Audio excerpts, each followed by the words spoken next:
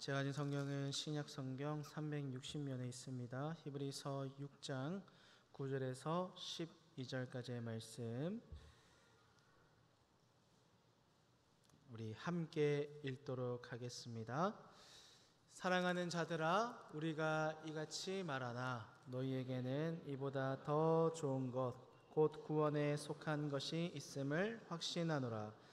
하나님은 불의하지 아니하사 너희 행위와 그의 이름을 위하여 나타낸 사랑으로 이미 성도를 섬긴 것과 이제도 섬기고 있는 것을 잊어버리지 아니하시느니라. 우리가 간절히 원하는 것은 너희 각 사람이 동일한 부지런함을 나타내어 끝까지 소망의 풍성함에 이르러 게으르지 아니하고 믿음과 오래 참음으로 말미암아 약속들을 기업으로 받는 자들을 본받는 자 되게 하려는 것이니라. 아멘. 이 시간 믿음을 지키는 자에게 주시는 은혜라는 제목으로 말씀을 보고자 하는데요, 우리 옆에 계신 성도님과 이렇게 인사했으면 좋겠습니다. 믿음을 지킵시다. 인사해볼까요? 믿음을 지킵시다. 아멘. 이 시간 믿음을 지키는 자에게 주시는 은혜라는 제목으로 말씀을 보는데, 아마 이 자리에 계신 모든 성도님들은 제가 이렇게 굳이 말하지 않아도 당연히 믿음을 지켜야 한다고 생각하실 것입니다. 그리스도인이라면 당연히 믿음을 지켜야지. 그래, 그 믿음 붙잡고 살아가는 것이, 열심히 믿음 한번 지켜보고 열심히 신앙생활 한번 해보자라고 다짐을 하시면서 살아갈 텐데요, 그런데 중요한 것은 우리의 이런 영적인 경각심이 해이해질 때가 많다는 것입니다. 왜입니까? 우리가 살아가는 이 세상은, 이 세상의 권세 잡은 자는 우리를 믿음 좋은 그리스도인으로 결코 두려고 하지 않기 때문이죠.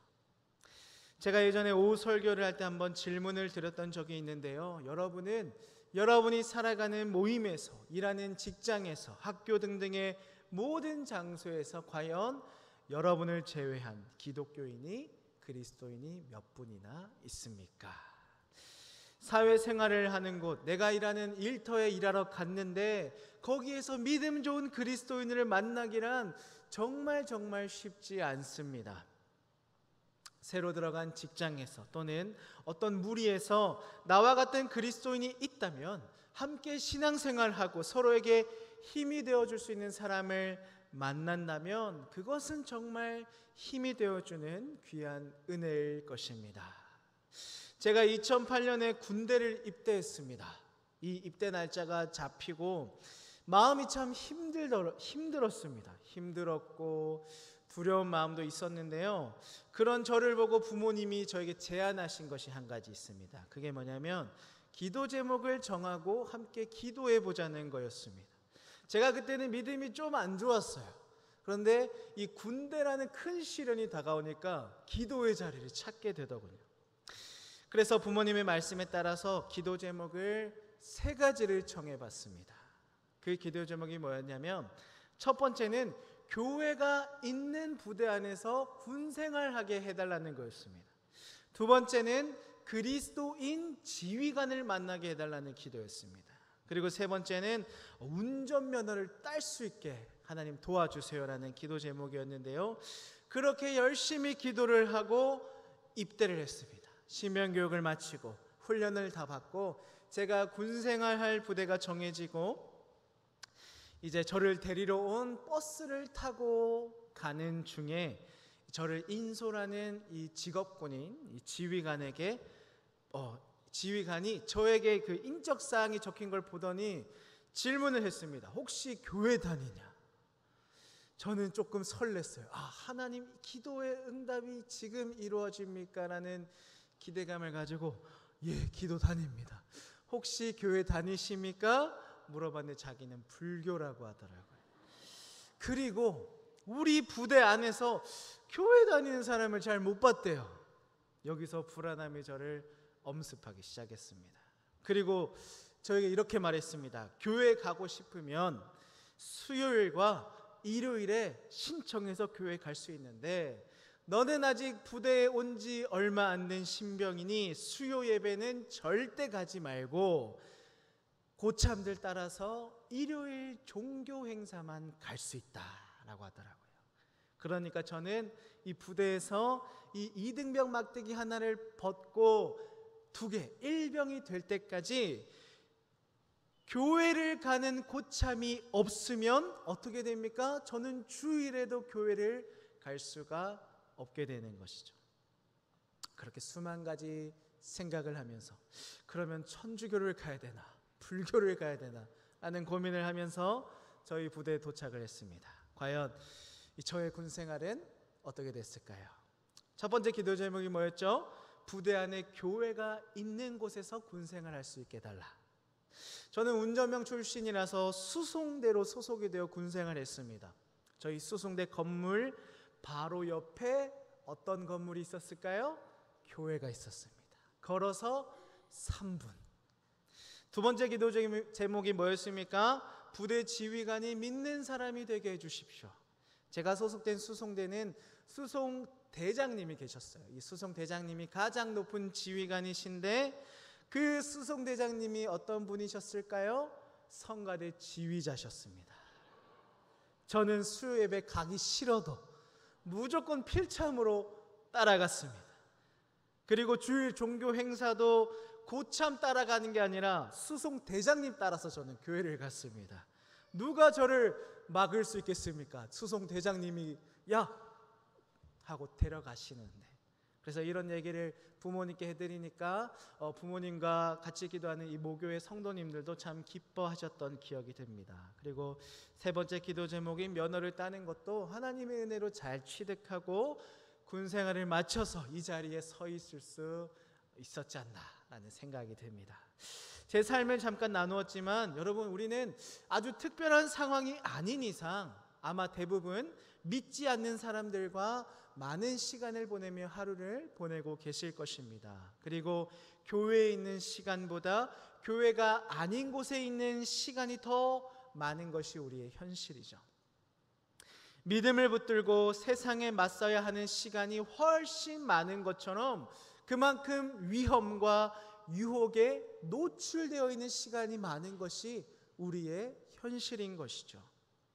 여러분은 일주일이라는 시간 중에 얼마나 교회 안에 머물러 계십니까? 일주일 중에 여러분은 얼마나 신앙을 붙들며 기억하며 살고 계십니까?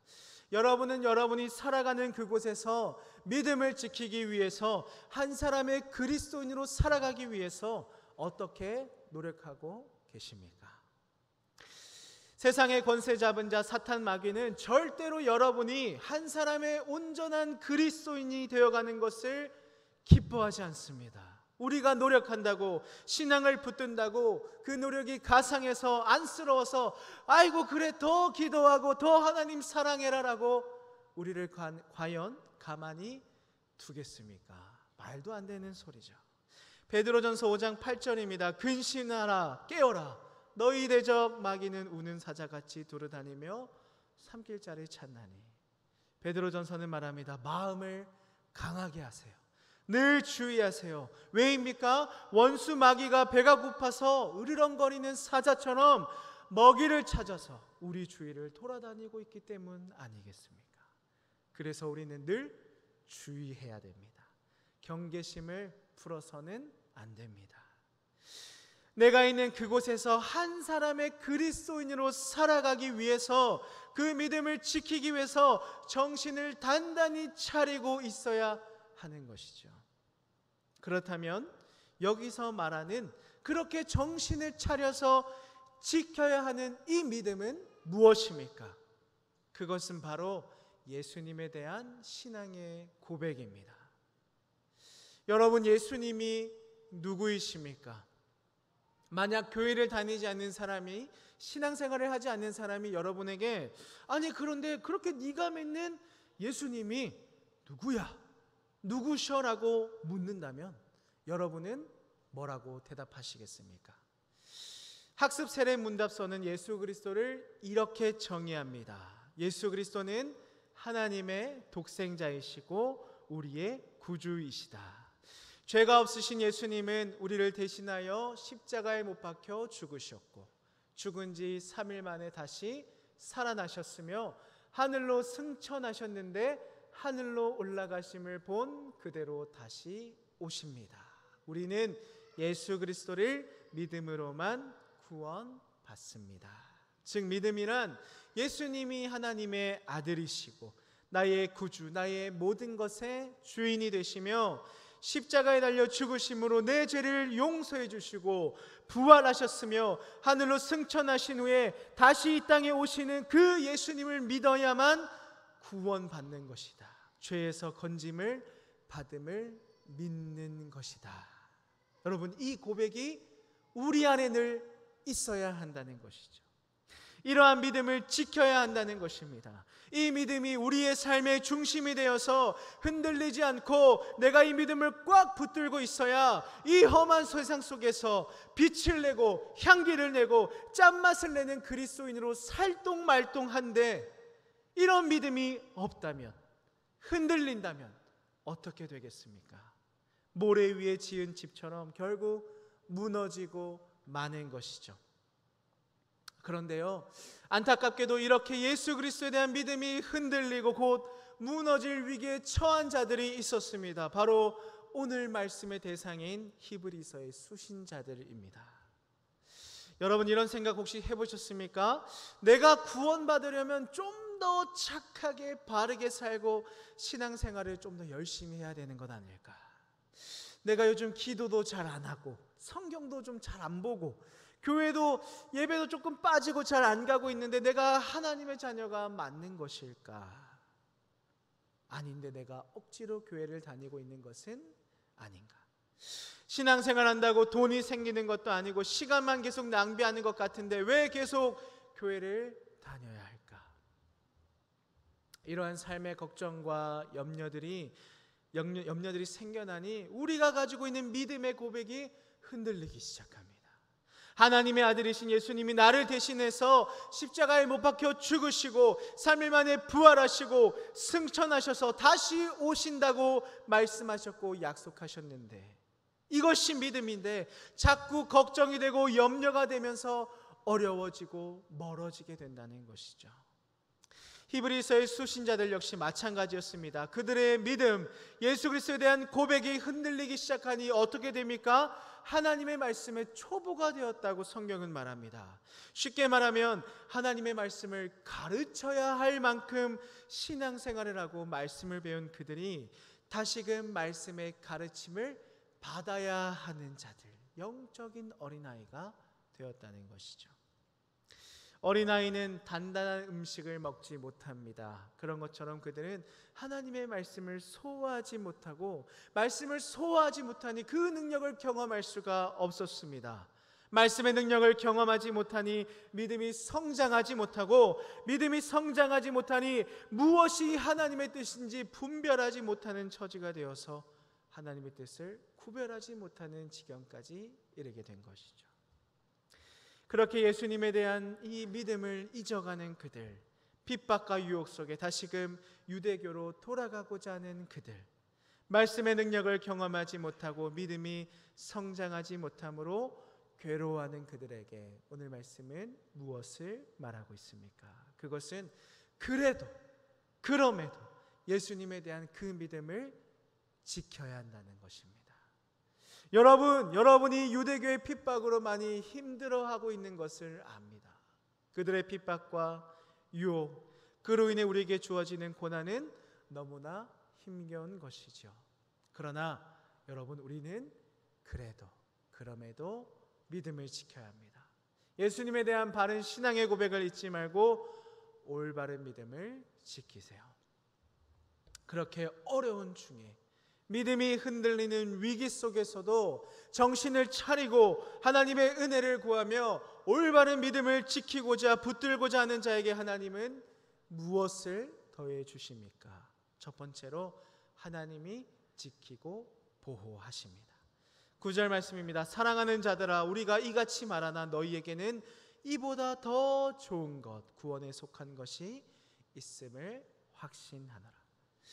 여러분에게 신앙의 위기에서도 믿음을 지키고자 하는 여러분에게 구원에 이르게 하는 더 좋은 것들이 있다고 확신하고 있는데요, 좋은 것들이 있다면 안 좋은 것들이 있겠죠.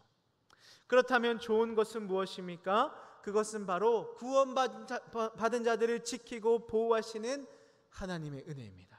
그렇다면 안 좋은 것들은 무엇입니까? 지금 성도들의 믿음을 흔들고 있는 유대교가 말하는 잘못된 구원, 행위로 인한 구원입니다. 히브리 그리스도인들은 구원의 은혜를 받은 자들이었습니다. 비록 그들 중에는 시험과 핍박으로 인해 공동체를 떠나고자 했던 자들도 있었지만 여전히 구원의 은혜에 속한 자들로 살아가고 있는 것이죠. 그렇게 구원의 은혜를 누리는 그들을 하나님께서는 내버려 두지 않으실 것이다, 지키고 보호하신다라는 확신이 이 히브리서를 기록하고 있는 기자에게 있었습니다.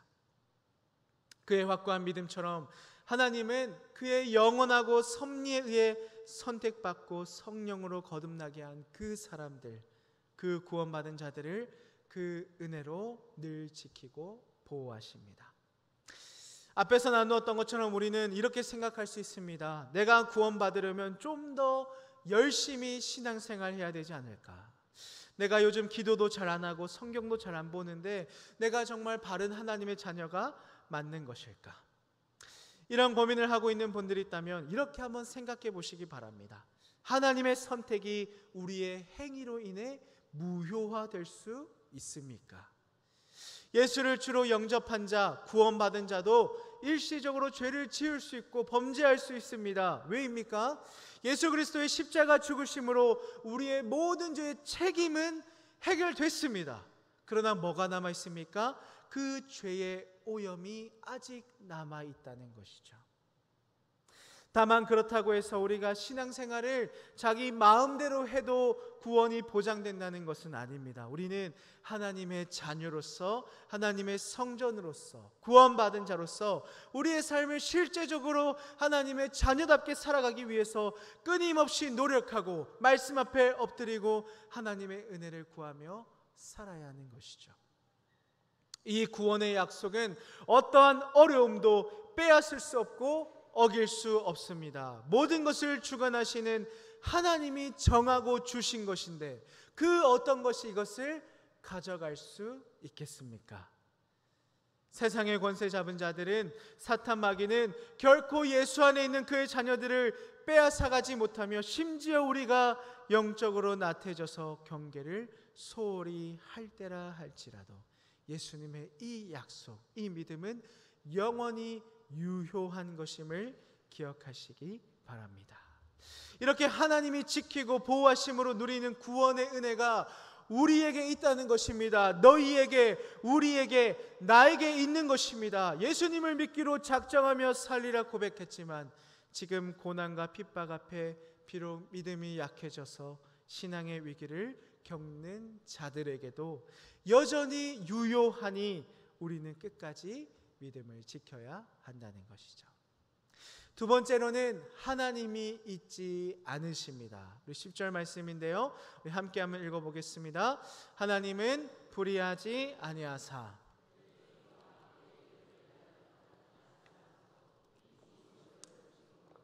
이제도 섬긴 것을 잊어버리지 아니하시느니라.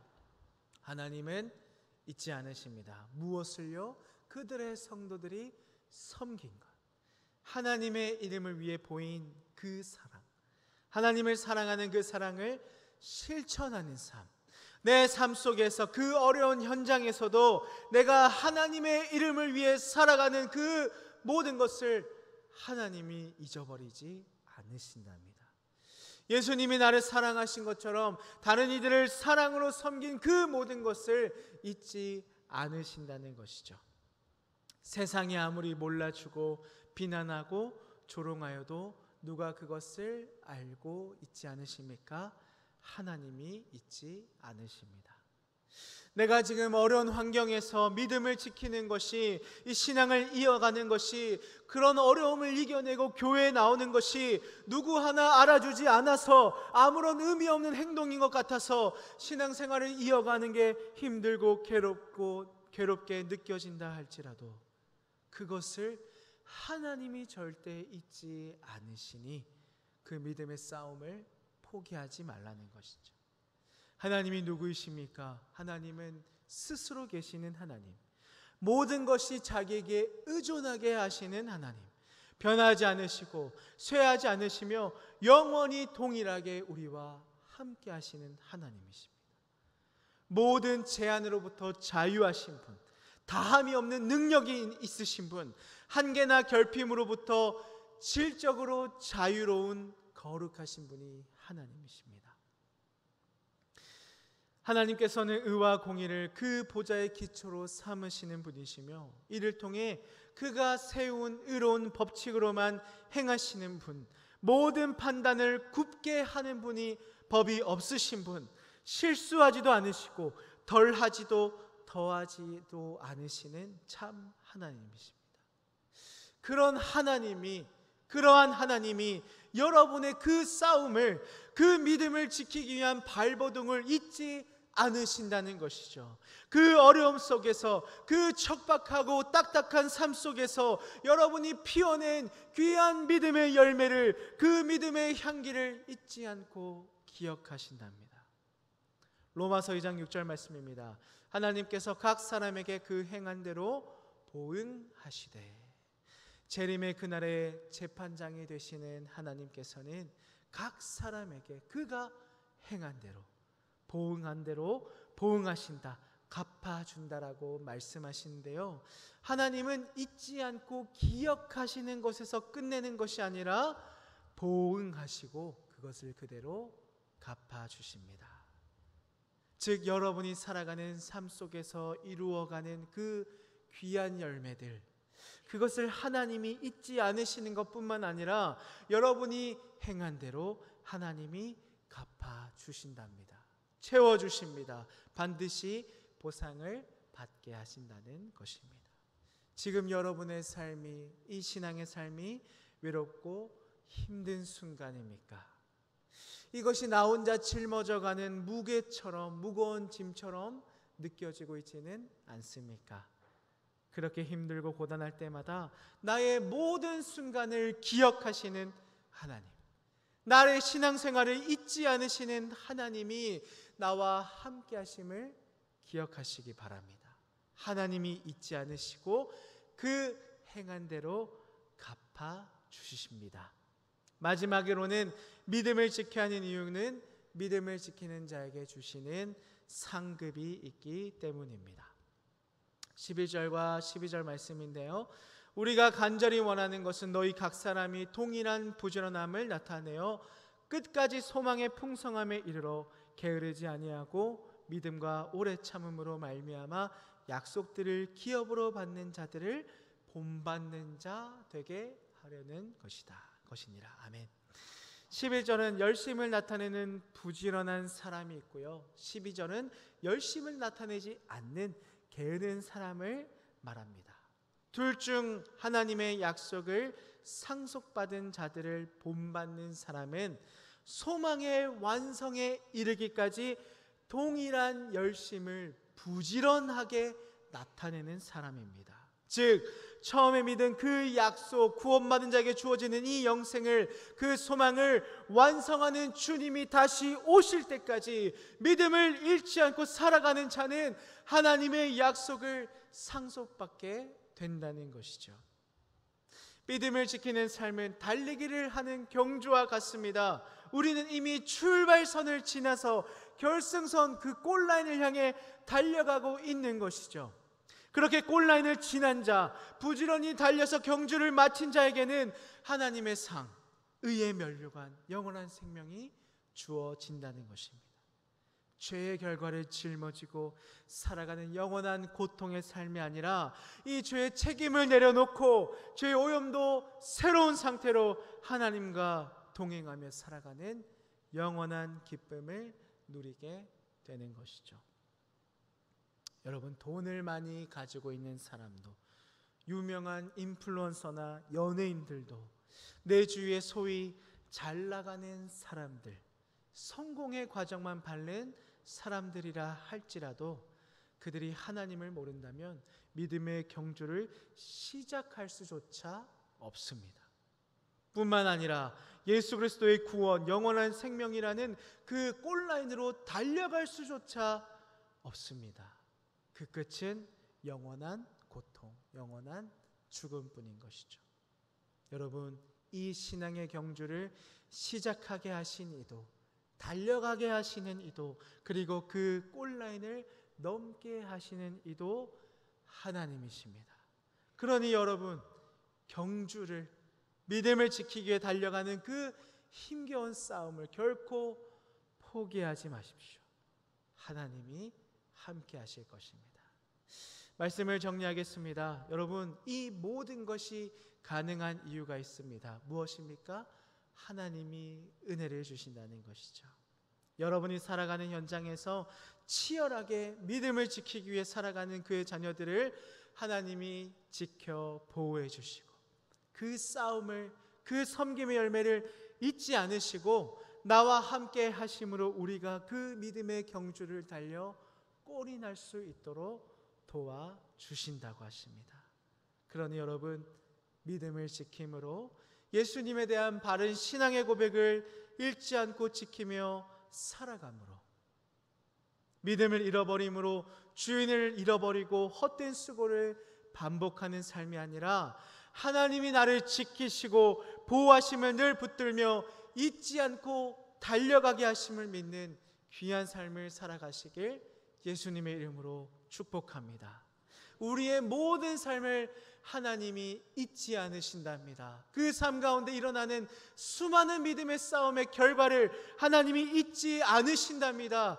그렇게 힘들게 피워낸 믿음의 열매를 주님이 기뻐하십니다. 이 말씀을 기억하면서 우리의 모든 삶 가운데 주님의 이름과 주님의 영광과 주님의 사랑을 선포하며 살아가는 우리의 모든 삶이 되길 예수님의 이름으로 축복합니다. 기도하겠습니다. 하나님,